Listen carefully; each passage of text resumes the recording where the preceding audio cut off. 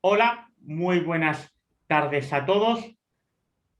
Hoy en el canal de España Navarra Confidencial queremos dedicar parte de nuestro tiempo de labores a abordar la grave crisis que está sufriendo uno de nuestros países hermanos dentro de la hispanidad.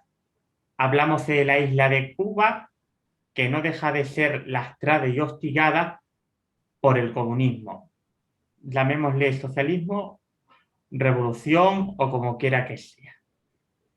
Aunque muriera Castro, se sigue con lo mismo.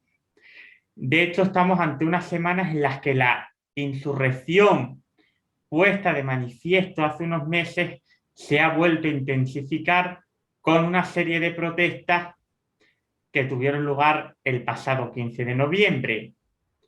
Para ahondar en todo ello, hemos querido contar con una persona que forma parte de esa necesaria disidencia y reacción contra este yugo pecaminoso.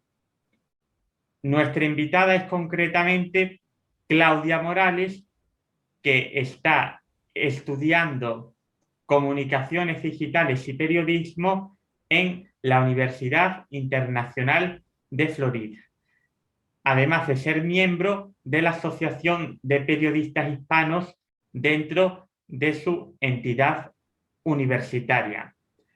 Bienvenida, Claudia.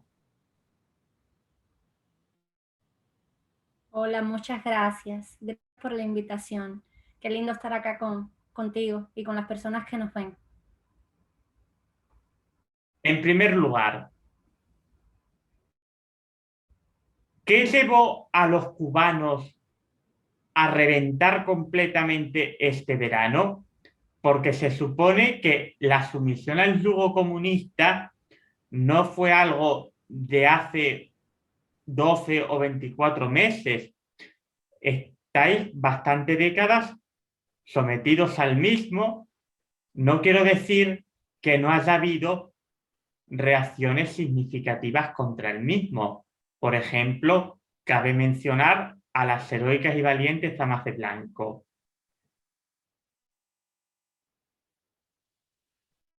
Yo creo que el principal motor impulsor a la ciudadanía cubana a estas protestas, dígase significativamente la del 11 de julio, que fue la más masiva, por alguna manera, es el descontento popular que ha surgido a raíz de la privación a la libertad de expresión.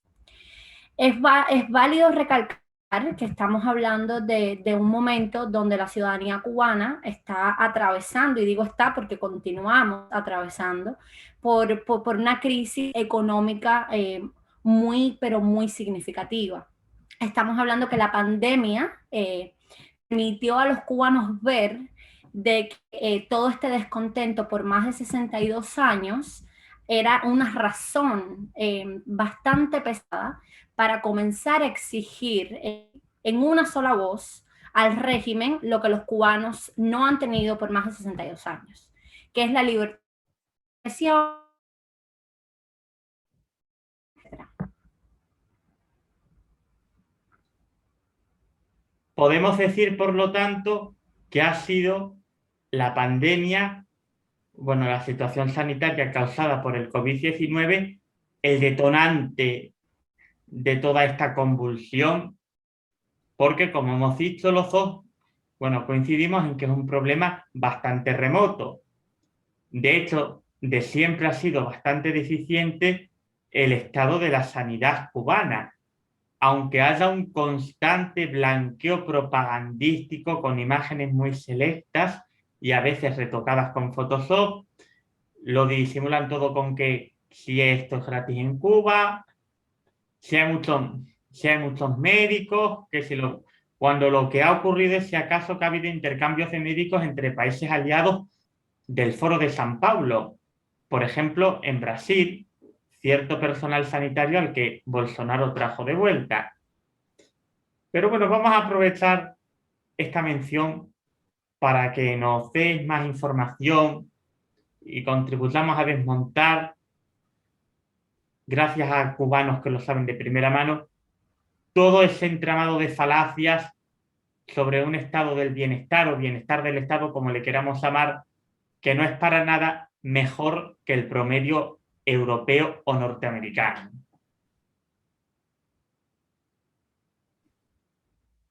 Correcto. Sí, como tú mencionabas, la pandemia fue el detonante, ¿no?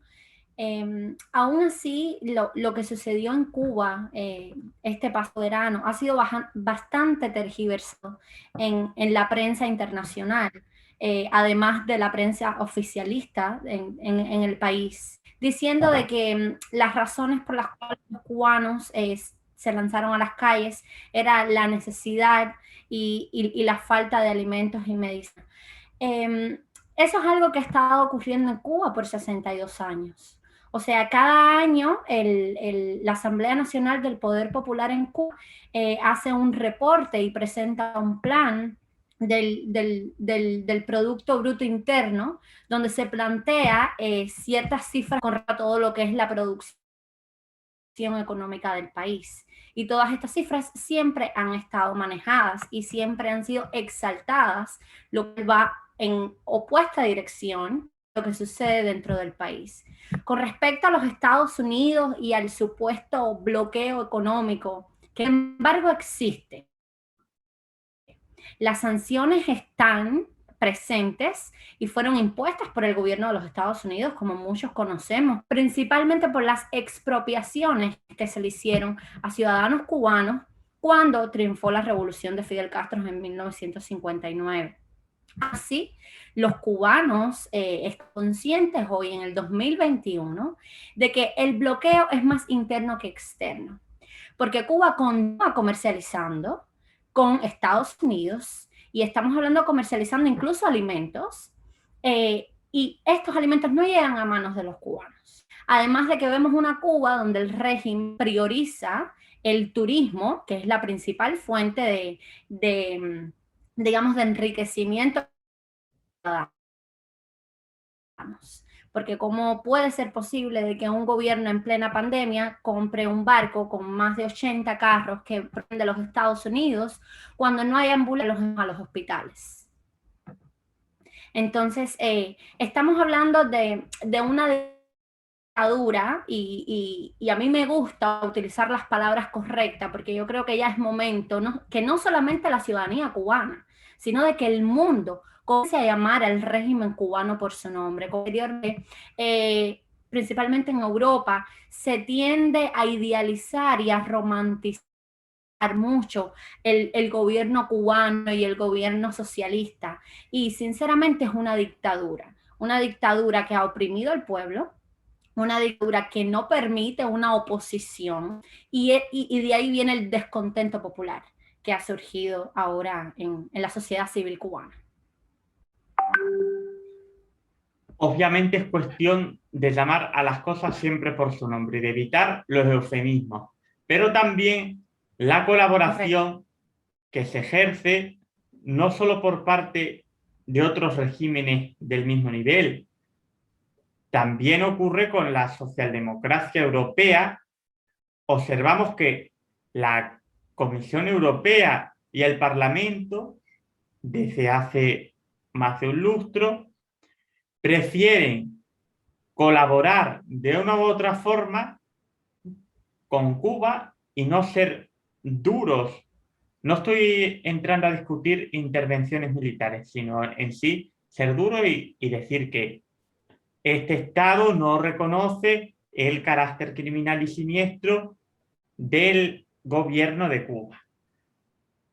En España tenemos a un gobierno socialcomunista que es aliado de todos estos regímenes y ya no solo es cuestión de mencionar a Pablo Iglesias, se puede mencionar al PSOE, a Zapatero o al mismo Pedro Sánchez, pero curiosamente luego si hay algún ejecutivo que aplica medidas algo contrarias al marxismo cultural, entonces ya son los más siniestros, ya son los más totalitarios, como ocurre con Polonia y Hungría.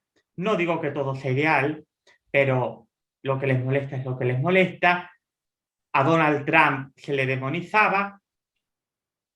Y bueno, sobre él quería hablar ahora, porque igual cabe discutir sobre si en verdad se le puede considerar como una verdadera apuesta por el mundo libre frente a Biden, teniendo también en cuenta que el electorado hispano de Miami, bueno, de Florida en general, es mucho más conservador y pro-republicano que el del resto de Estados Unidos. Aunque ahora en general los hispanos no sean tan progres, pero habitualmente han solido votar a gobiernos demócratas con la excepción de los cubanos. Con demócratas me refiero al Partido Demócrata.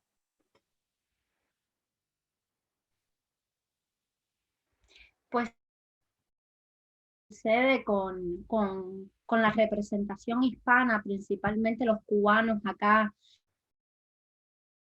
que es donde se encuentra el mayor éxodo del exilio cubano.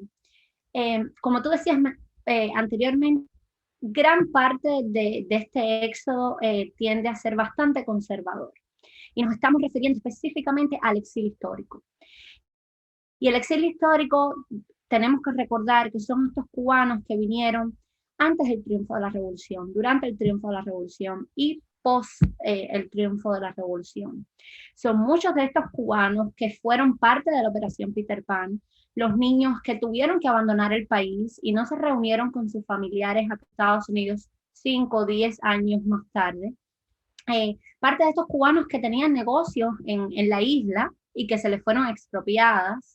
Entonces, son los que representan más esa ideología conservadora y digamos un tanto, para no decir bastante republicana, y es porque los mueve mucho el conocimiento y la experiencia de lo que es vivir en un comunismo que llegó de una para quitarte lo que tenías. Respecto a los cubanos que apoyaron al presidente Biden en este caso, yo creo que estamos hablando de una generación de cubanos más reciente, digamos la mía, quizás la de mis padres, la, la de mis tíos, porque hay algo que siempre la dictadura ha hecho y ha sido apelar al sentimiento del cubano, apelar al sentir del cubano porque saben de que hablándonos de la familia, porque saben que limándonos a ayudar a nuestros familiares, nos va a forzar a hacerles el juego a ellos. Entonces teníamos a Trump, al presidente Trump, que respondía más a los intereses del exilio histórico, porque era, digamos, más radical en cuanto a las decisiones con Cuba. Entonces se oponía a la de generaciones de cubanos más recientes, que es lo que quieren ver a la familia, porque sí, ellos quieren que... Y no quisieran depender de tener que enviar remesas a sus familiares o bonos de comida, etc. Haber vivido bajo el comunismo por tantos años, llegar a tierras de libertad, como lo es acá en Estados Unidos, y entonces después olvidarte de los tuyos que quedaron ahí. Y yo creo que ahí es donde viene la diferencia del por qué unos cubanos votaron por Biden y otros votaron por Trump. Tenemos que recordar de que se limitaron mucho las remesas al país y de que muchas de estas familias cubanas de sus familiares acá en los Estados Unidos. Aún así, considero de que este cambio de gobierno en los Estados Unidos ha promovido y ha ayudado a que esta generación de cubanos que no veían las cosas como la ve el exilio histórico, ahora y han también comenzado a ver la situación desde otro punto de vista, que es de, sí, tenemos eso no va a ayudar a que la dictadura caiga. Solamente le estamos haciendo el juego y entonces ya estamos viendo un cambio radical en lo que se refiere a la comunidad cubana y cubana-americana acá en los Estados Unidos. Por cierto, ¿qué opinión tenéis en relación al gobernador Ron DeSantis? Lo, lo menciono porque es una persona que está firmemente comprometida contra el comunismo en general. Apuesta por la prevención del adoctrinamiento comunista y marxista en las escuelas. También se ha manifestado muy en contra de la llamada Critical Race Theory, que en realidad busca allanar el terreno por vía cultural hacia el Estado totalitario comunista. Lo único que en vez de apelar a la lucha de clases obrero-empresario, pues apela al enfrentamiento entre blancos y negros y sujetos de otras razas. También se ha opuesto a las restricciones sanitarias basadas en directrices del Partido Comunista Chino, como por ejemplo el famoso pasaporte COVID. Y por cierto, dicho sea que, por lo menos yo personalmente, no estoy negando la existencia del virus en sí, tampoco soy escéptico de por sí hacia la ciencia. Lo que me preocupa es el cientificismo y esa enemistad constante hacia la libertad de discusión, que también forma parte de la libertad sanitaria, porque no debe de haber problema en discutir sobre distintos tratamientos, sobre si elegir o no, si vacunarse con un preparado u otro, porque la vacuna, al fin y al cabo, es un tratamiento que se oferta en el mercado. No es ningún maná, no es no es el sacramento de la comunión o de la confirmación, simplemente debe de considerarse que está ahí. Igual que a lo mejor para otras enfermedades, pues uno puede optar por un tratamiento más conservador o por una intervención quirúrgica, y si recurre a una intervención quirúrgica, pues con bisturí o con un láser.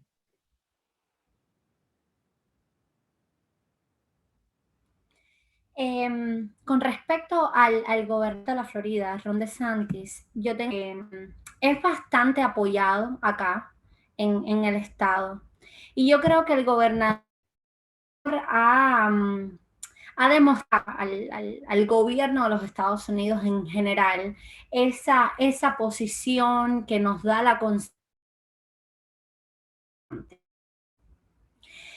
Con respecto a las vacunas específicamente, yo en mi caso personal, yo estoy vacunada, tengo dosis de la Pfizer y lo hice, número uno, por proteger a mi madre, que tiene condiciones y que estuvo hospitalizada por casi 3 meses debido al COVID, casi.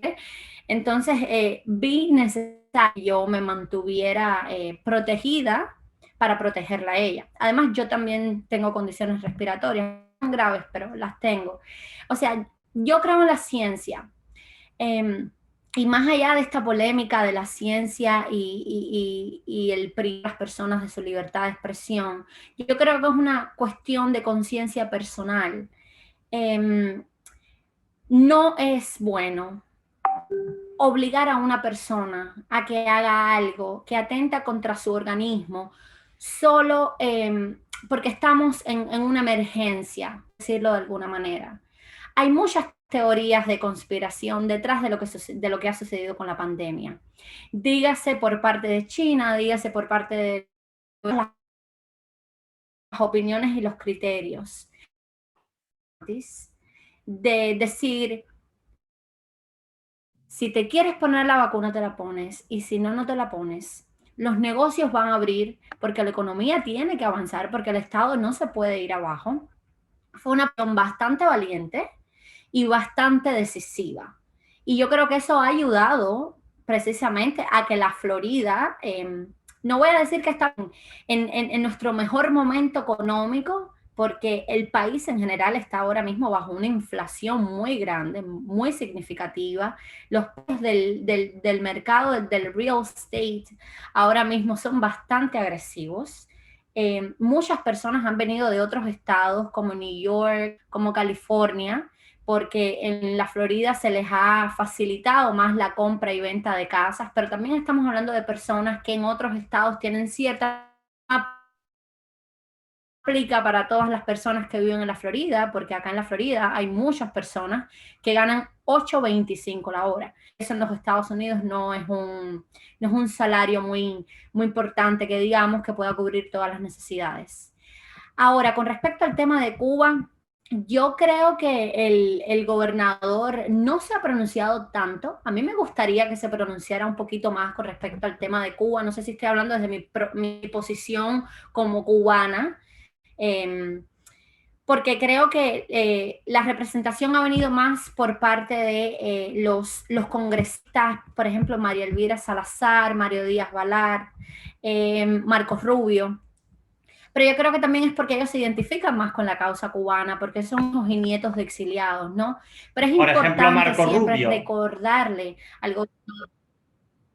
Por ejemplo, Marcos Rubio, exacto. Es importante recordarle al gobernador de que a pesar de que la Florida se ha convertido en un estado bastante multicultural, porque tenemos personas de muchos países de Latinoamérica, la comunidad cubana representa una parte muy importante en la construcción de este estado y estamos hablando también económicamente. Muchos negocios, muchos cubanos han triunfado no solamente en los Estados Unidos, sino en el estado de la Florida.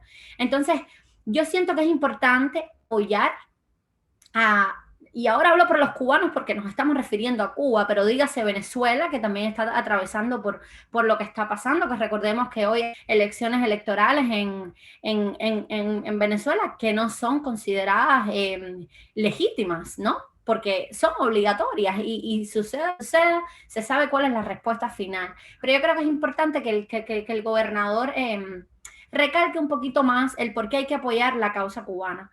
Me gustó mucho también, como tú mencionabas antes, de que él ahora implantara esto en las escuelas, si no me equivoco, creo que es en la enseñanza, de que se empiece a enseñar los males del comunismo. Eh, Acá en Estados Unidos se está viendo mucho la influencia de estas tendencias socialistas y comunistas, principalmente en los colleges y las universidades. Y lamentablemente siempre el sector que representa a personas con estos ideales y con estas tendencias ideológicas son los intelectuales. Son las personas que estudian, son las personas que están académicamente preparadas, que son artistas. Entonces, es importante que los niños comiencen a saber qué cosa es el comunismo, qué cosa es el socialismo, por qué la Constitución de los Estados Unidos es meramente basada en una república democrática, un sistema capitalista y no comunista, por qué sí el derecho a propiedad privada y no a esa propiedad social donde yo me quito lo que tengo para dártelo a ti porque tú tienes menos que yo. Y ojo, con esto no estoy diciendo de que apoyo la desigualdad, pero sí creo que es importante de que se reconozca de que hay posiciones individuales con respecto a lo que es el enriquecimiento económico, porque es algo que no ha funcionado. Y ahí tenemos el ejemplo de Cuba por casi 63 años, donde le quitamos al que tiene para darle solamente, digamos, un 0.5 al que no tiene y el resto se lo queda al Estado. Entonces, a mí me gusta mucho el gobernador Ron DeSantis, que no es perfecto, está bien, yo creo que con los políticos siempre vamos a tener eso, y por importante siempre es recordar a los ciudadanos, a la parte de lo que es la ciudadanía, de que los funcionarios políticos son solamente eso, son funcionarios. Al pueblo para hacer cumplir lo que nosotros queremos y lo que funciona para nosotros como ciudadanía en un país, que muchas veces idealizamos a estas figuras de la política sin recordarnos que simplemente son funcionarios públicos a disposición.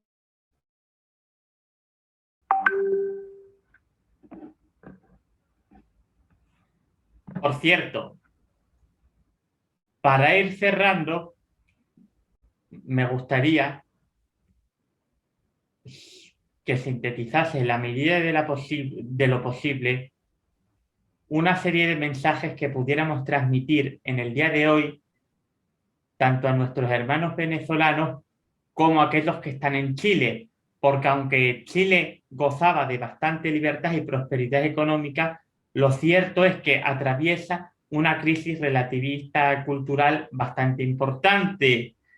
El marxismo cultural azota muy fuerte, hay una secularización tremenda, la mayoría de jóvenes están afocidos por el comunismo, la llamada centroderecha está dimitida de facto, y si bien es posible que a la segunda vuelta pase el conservador Kast, hay cierto riesgo de que el país remate lo que ya ocurriera con la constituyente el año pasado, que se le sume ahora no solo una mayoría parlamentaria de izquierda, una asamblea donde la mayoría sean independientes de izquierda, sino un jefe de Estado que vaya más allá de una socialdemocracia que siempre es mala, que sea mucho más radical, más socialista, más totalitario y que no solo fomente la destrucción económica de Chile, sino la completa erosión de los pilares occidentales de un país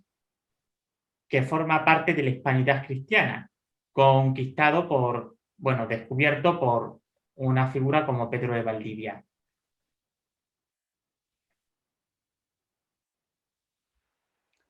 Bueno, pues sí, yo creo que el mensaje es un mismo mensaje para toda Latinoamérica.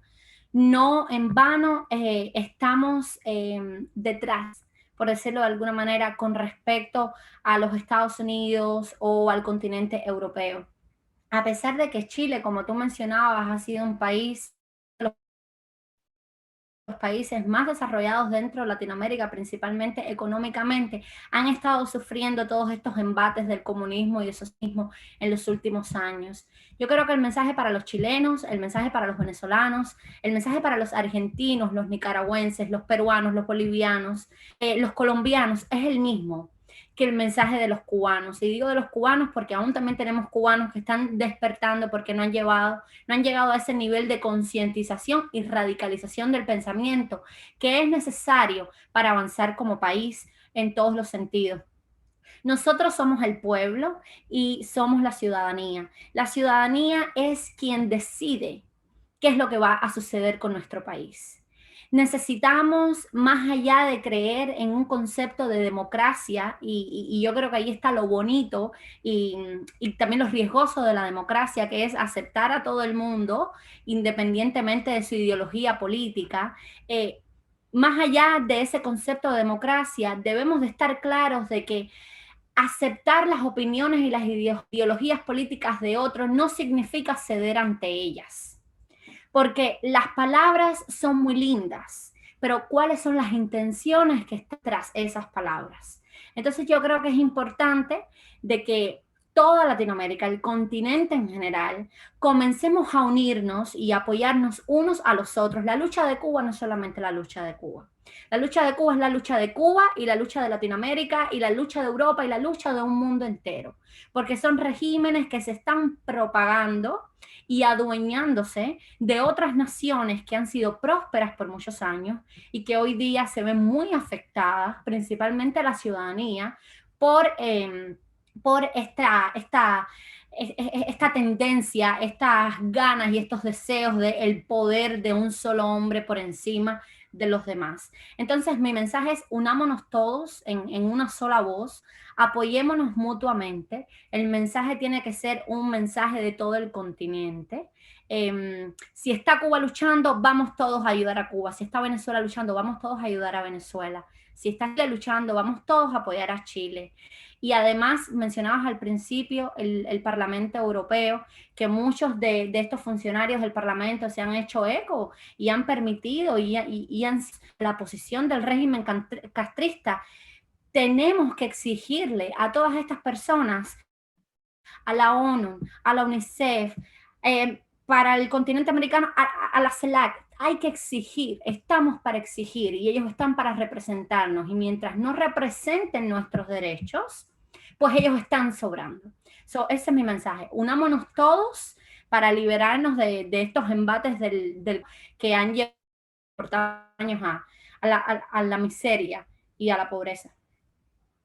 Así debe de ser, y pueden contar también con todo el apoyo de este digital en el cual se les está dando voz en estos instantes, porque tenemos un férreo compromiso con la verdad y con la libertad.